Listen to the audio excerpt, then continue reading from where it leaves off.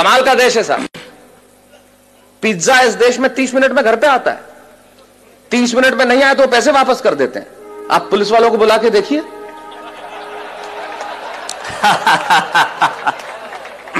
ये वो देश है जहां पे 8% में आपको कार का लोन मिलता है और 12% एजुकेशन लोन के देने पड़ते हैं।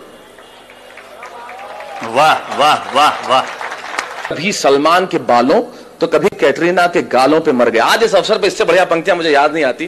क्या बढ़िया बात कहते हैं वो कवि कि कभी सलमान के बालों कभी कैटरीना के गालों पे मर गए, कभी चुंबन कभी चेहरे कभी चालों पे मर गए। ऊपर बैठ के भगत सिंह भी कहते होंगे यार सुखदेव राजगुरु हम भी किन सालों के लिए मर गए। वाह वाह वाह वाह वाह वाह। अमेरिका में एक प्रांत है टेक्सास और वहां एक शहर है ह्यूस्टन। कुछ लोग हां भर रहे हैं। इससे यह जाहिर नहीं हो जाता कि उन्होंने देखा है और इससे यह भी जाहिर नहीं हो जाता कि उन्हें पता है। इससे यह जाहिर होता है कि आदमी समझदार है और सामने वाले को यह जताना जानता है कि मैं जानता हूं। तो टेक्सास में ह्यूस्टन शहर में जब मैं काव्य पाठ कर रहा था और काव्य पाठ करने के बाद जब मैं बैठा तो बैरागीदार जैसे लोग मिलते हैं आके मिले और कहने लगे माइक पे खड़े होकर बहुत चिल्लाते हो कि हमारा हिंदुस्तान ऐसा है, हमारा मुल्क ऐसा है, हमारा देश ऐसा है, हमारा देश वैसा है। आखिर तुम्हारे देश में रखा क्या है? यकीन मानिए मेरे मन को बहुत चोट पहुंची, बहुत पीड़ा हुई। मेरी जगह आप होते तो आपको भी चोट पहुंचती, बहुत पीड़ा होती। लेकिन मेरा दर्द सुनना साहब, मुझे चोट इसलिए नहीं पहुंची कि उसने मुझे ये कहा कि तुम्हारे मुल्क में क्या रखा है। मुझे पीड़ा इसलिए हुई कि कहने वाला लड़का खुद एक हिंदुस्तानी था जो सारी उम्र यहां पला, यहां बड़ा, इसकी माटी में राज, इसकी शिराओं में हिंदुस्तानी पिता का रक्त और जिसकी धमनियों में हिंदुस्तानी मां का दूध बहता हो, वो किसी दूसरे मुल्क में जाके अपने ही मुल्क वाले से ये कहे, एक हिंदुस्तानी जब दूसरे हिंदुस्तानी से ये कहे कि तेरे हिंदुस्तान में क्या रखा है, तो चोट पहुंचना स्वाभाविक था। तब मुझे महाकवि कन्हैयालाल सेठिया जी की एक कहानी याद आई और उस कहानी को मैंने कविता की आत्मा बनाया। क्यों मुझे पीड़ा पहुंची, क्यों मुझे कविता लिखनी पड़ी? कन्हैयालाल जी लिखते हैं कि लोहा और सोना आपस में बात कर रहे थे, तो लोहे ने सोने से सवाल किया कि यार तू सोना है, मैं लोहा हूं। आपस में बातचीत शुरू हो गई तो सोना लोहे को कहने लगा कि यार लोहार तुझे बनाने के पहले ठोकता पीटता है, सोनार मुझे बनाने के पहले ठोकता। आप पढ़े लिखे लोग हैं, आग में तपा के ठोका जाता है, लेकिन जब तुझे लोहार ठोकता पीटता तो तू बहुत आवाज करता है, मैं तो चुप रहता हूं, ऐसा क्यों? लोहे ने जो जवाब दिया वो मेरी कविता की जमीन है। लोहे ने कहा तू ठीक कहता है सोने, सुनार पीटता है तुझे लोहे की हथौड़ी से जो तेरी कुछ नहीं लगती, मैं लोहा हूं, मुझे जिससे पीटा जाता है वो लोहा है, और जब अपना अपने को पीटता है तो चीख तो निकलती है। वाह वाह वाह वाह। मेरी कविता अपने ने अपने को पीटी गई चीख की कविता है। जब एक हिंदुस्तानी दूसरे हिंदुस्तानी को यह कहे कि तेरे मुल्क में रखा क्या, अरे उन्हें मालूम क्या है कि मेरे मुल्क में है क्या? हमारे मुल्क में मधु कोड़ा है। वाह वाह। है एक भी लीडर ऐसा? सूर्यवंशी 38 वर्ष की उम्र में 4000 करोड़। आप यकीन मानिए कभी जिंदगी में 4000 करोड़ रुपए मिल जाएं तो यकीन मानिए इस जन्म में मुझे गिन के दिखा देना, आप गिन नहीं सकते। ये हिंदुस्तान, ये हमारा देश है, हमारे यहां कमाल की चीज है। हमारे मुल्क में क्या रखा है, बहुत जबरदस्त। जैसे आपका इंदौर का ट्रैफिक,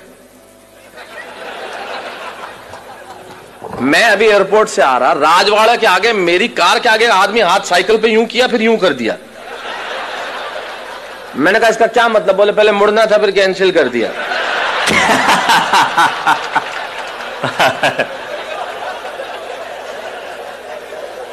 अब कर लो, आप क्या कर लो, ये अपने इंडिया में ही हो सकता है।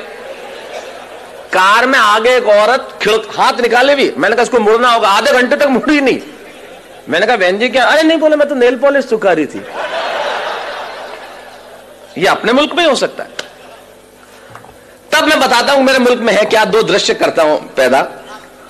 अमेरिका में एक लड़का मुझसे कहता है तेरे देश में रखा क्या है? तब सुनिए कि अमेरिकन परिवार में एक लड़का घर में आया, बहुत समय बाद सुना था तो हो सकता है मैं कहीं इधर उधर हो जाऊं, लेकिन याद करने की कोशिश करता हूं। अमेरिकन परिवार में एक लड़का घर में आया और अपने पिता से कहने लगा, come on dad, what a bad day.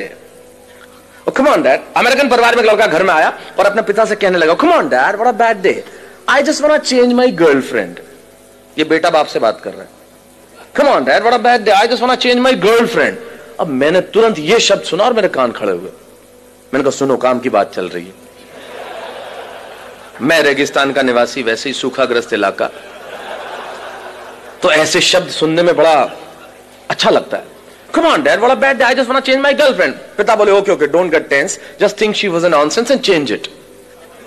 और मैंने कहा, गजब का बाप है, कितना सपोर्टिव फादर, अपने बेटे को खुद कह रहा है कि सारी चिंताएं हटा, और दूसरी लड़की। मैं आपके जनरल नॉलेज को प्रणाम करना चाहता हूं, और जिस भाषा की अशोक भाई साहब बात कर रहे थे, हिंदी साहित्य आपका बरसों तक ऋणी रहेगा। आपने जो शब्द सौंपा है, समवेत स्वर में सैकड़ों लोगों ने जो एक साथ कहा है, पटा। मैं किसी और शब्द का भी प्रयोग कर लेता, लेकिन जब आपने कह दिया तो वैसे अच्छा, एक बात है, इस शब्द का कोई तोड़ भी नहीं है, हो ही नहीं सकता। जो परिश्रम, जो मेहनत, जो पसीना पटाने में है, वो किसी और शब्द में आए। आप पटाने में मतलब आप प्रक्रिया नहीं समझे, मैं शब्द की बात कर रहा हूं, वो किसी और शब्द में आ ही नहीं सकती। मैंने अंग्रेजों को कहा, तुम हमारा क्या खा के मुकाबला करोगे बताओ, तुमने हमारी जोड़ के शब्द ले आओ बस। बोले क्यों? मैंने कहा, तुम चेहरे को अंग्रेजी में क्या कहते हो? बोले फेस। मैंने कहा, थोबड़े को बताओ। बोले पत्नी को अंग्रेजी में क्या कहते हो? बोले वाइफ। मैंने कहा, लुगाई। मैंने कहा, तुम मुकाबला कर ले बस हमारा, कहीं से मुकाबला करके बता दे कि तू क्या करता है। मैंने कहा, तुम्हारा किसी से मतलब तुम्हारा किसी से मोहब्बत हो जाए तो क्या बोलते? बोले अफेयर। मैंने कहा, लफड़ा। बोल। मैंने कहा, तुम अगर कुछ पियोगे तो क्या बोलोगे? बोले आई विल ड्रिंक लस्सी। मैंने कहा, जा इंदौर में बोले 1 गिलास लस्सी हेड़ ले। तेरा बाप नहीं ला सकता है शब्द, हमारा मुकाबला कर सकता है क्या? कर ही नहीं सकता। फिर मैंने कहा, हमारी पत्नी रोज उठ के हमसे एक वाक्य बोलती है तो उसका अंग्रेजी में अनुवाद कर दे, मैं गुलाम हो जाऊंगा तेरा। बोले क्या बोलती है? मैंने कहा, बोलती है तुमसे शादी करके तो मैंने करम ठोक लिए हैं। मैंने कहा, ला करम और ठोक, तेरा बाप अंग्रेजी में नहीं ला सकता करम और ठोक। तो मैं चाहता हूं हमारी हिंदी भाषा के सम्मान में एक बार जो अद्भुत भाषा है हमारी। वाह वाह वाह वाह, स्वागत है, स्वागत है, स्वागत। कर ले कोई मुकाबला, हमारा क्या करेगा? बोले पत्नियां ऐसे बोलती है। मैंने कहा, इससे ज्यादा बोलती हैं। मैं अपनी पत्नी को गोवा घुमाने के लिए ले गया तो कहीं था नहीं, चर्च में ले गए, उसने श्रद्धा के मारे ईसा मसीह के पांव छू लिए। मैंने कहा, तू मेरे तो नहीं छूती। बोले तू भी लटक जा।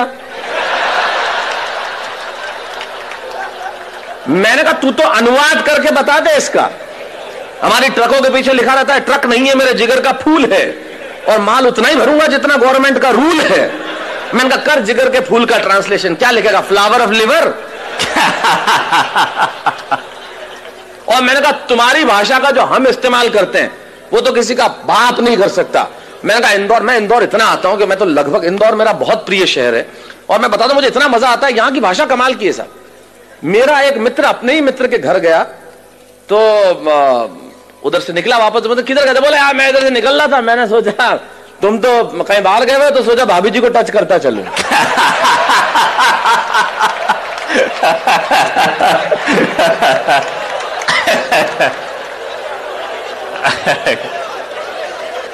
ये हम कर सकते, ये हमारी भाषा का। सारी दुनिया के भाषाओं को जब हमने हाथ फैला के बुलाया है और जो उसे सौहार्दपूर्ण स्वीकार करके जो मोहब्बत दी है वो कोई दे सकता है? तो ये तो कमाल है। तो मैंने कहा, कमाल का बाप है, खुद ही कह रहा है सारी चिंता हटा। मैंने कहा, है खुदा, मुझको भी ये अमेरिका भेज देता तो तेरा क्या जाता? खुलेआम चिंताएं हटाते, मजे से लड़कियां घुमाते। वरना हिंदुस्तान में हमारे पिताजी वो सुबह दोपहर शाम 3 बार तो इसीलिए कूटते हैं कि बताना होता है मैं तेरा बाप हूं।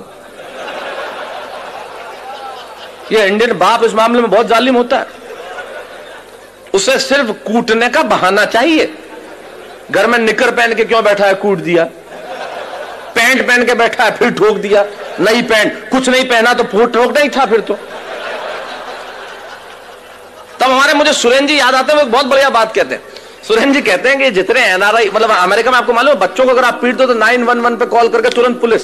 आप बच्चों को पीट नहीं सकते, पीटते ही बाप गिरफ्तार। एक हिंदुस्तानी बाप ने ठोक दिया, छोरे ने 911 पे फोन किया, बुला ली पुलिस, गिरफ्तार हुआ। जैसे ही जेल से छूटा बाप, तीसरे ही दिन इंडिया की टिकट कराई बेटे के साथ, और दिल्ली एयरपोर्ट पे उतरते ही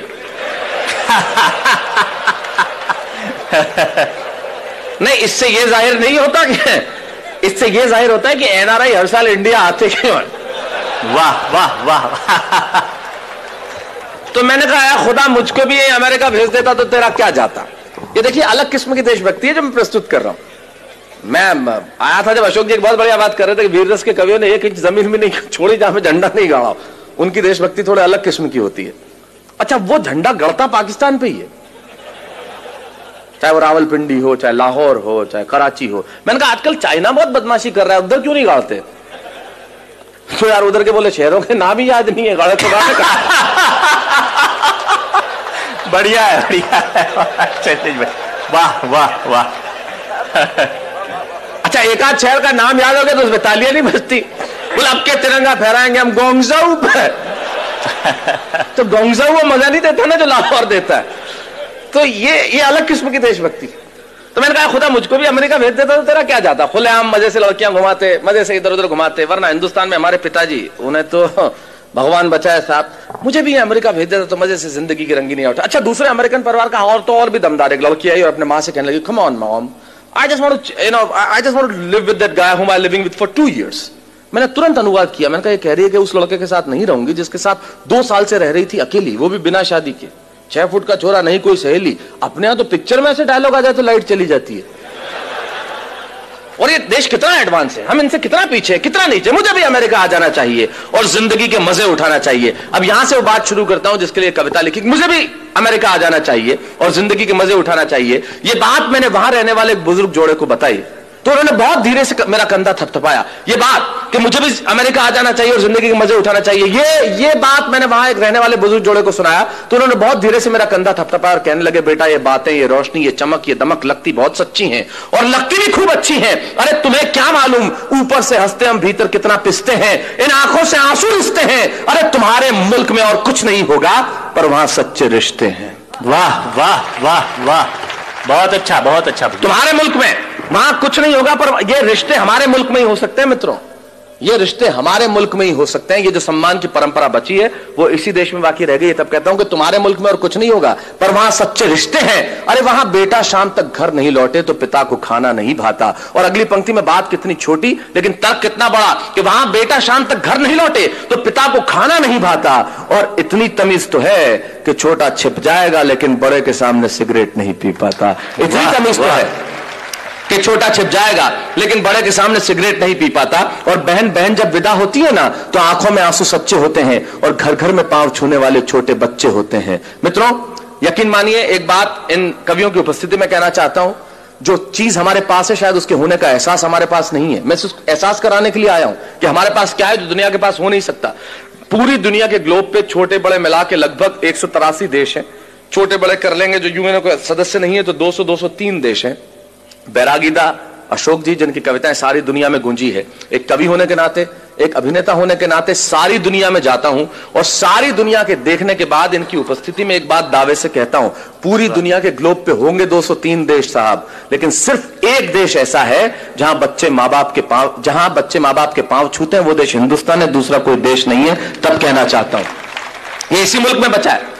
तब कहना चाहता हूं विदा होती है ना तो आंखों में आंसू सच्चे होते हैं और घर घर में पांव छूने वाले छोटे बच्चे होते हैं। ये बात सुन के मैं सोचने लगा कि बात में दोस्त दम है, हम तो सिर्फ हम हैं। अरे क्या नहीं है मेरे मुल्क में, भले आंखों में धुआं और चेहरों पे गुबार है, दिल्ली में लूली लंगड़ी सरकार है, जेब में कुछ पैसा उधार है, न चमक है, न दमक है, न रोशनी है, न बिल्डिंग है, न कार है। मैं सारी चीजें स्वीकार करता हूं कि मेरे देश के पास नहीं है, लेकिन यकीन मानिए अगली पंक्ति में मैंने कविता नहीं लिखी। मैंने 125 करोड़ हिंदुस्तानियों के दिलों में बसने वाले एक शब्द को उठाया, उसे कलम की नोक पर रखा और पिरोता हूं आपके सामने और दावा करता हूं कि दुनिया भर के दौलत, दुनिया भर का वैभव तराजू के 2 पलड़े लीजिए और दुनिया भर का वैभव, दुनिया भर का यश, दुनिया भर की कीर्ति, दुनिया भर की समृद्धि तराजू के एक पलड़े में रख दीजिए और तराजू के दूसरे पलड़े में मेरे देश का सिर्फ एक शब्द जो आपके घर आंगन में और आपके दिलों में, ये शब्द सुन के अगर आपकी शिराओं में कहीं हिंदुस्तान बहता हो तो यहां से लेकर वहां तक मुझे बता देना कि मेरे देश के प्यास क्या है जो पूरी दुनिया के पास हो नहीं सकता। मैंने ये नहीं लिखा कि यहां सूरज सबसे पहले उगता है, मैंने ये भी नहीं लिखा